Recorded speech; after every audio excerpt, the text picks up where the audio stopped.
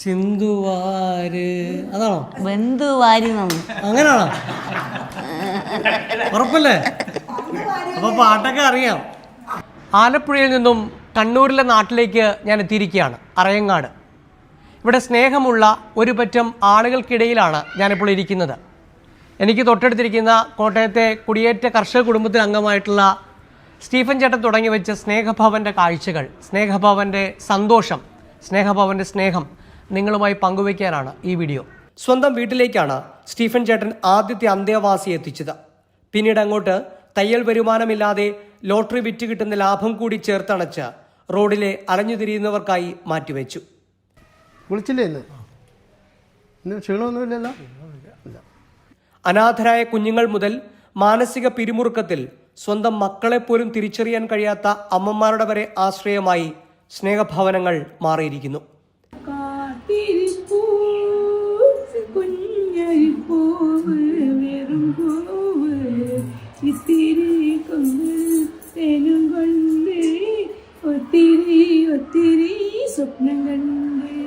ഒരു കിടക്ക പോലും ഇവിടെ വെറുതെയില്ല.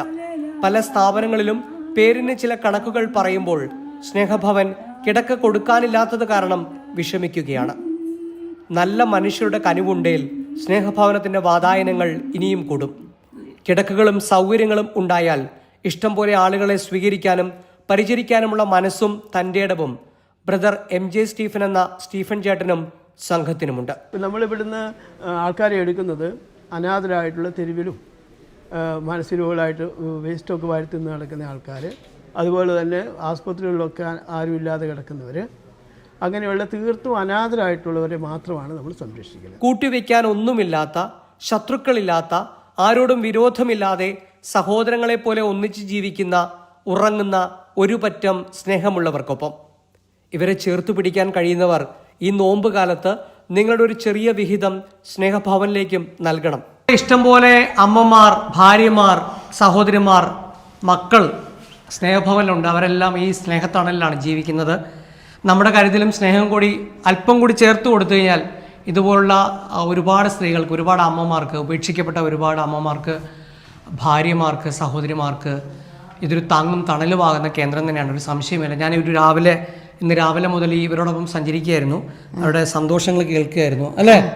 അപ്പോൾ നിങ്ങളെപ്പോലുള്ള ആൾക്കാർ സ്നേഹഭവനിലേക്ക് വരണം, ഈ കാഴ്ചകൾ കാണണം, ഇവരോടൊപ്പം വരുന്ന വർത്തമാനം പറയണം. കാരണം ഇവരൊക്കെ ആഗ്രഹിക്കും, ഞങ്ങളെപ്പോലുള്ള ആൾക്കാരൊക്കെ വരുന്ന സന്തോഷമാണോ? സന്തോഷമാണ്. മനു ബാബുവിനൊപ്പം ഐപ്പ് വള്ളികാടൻ, നമസ്കാരം.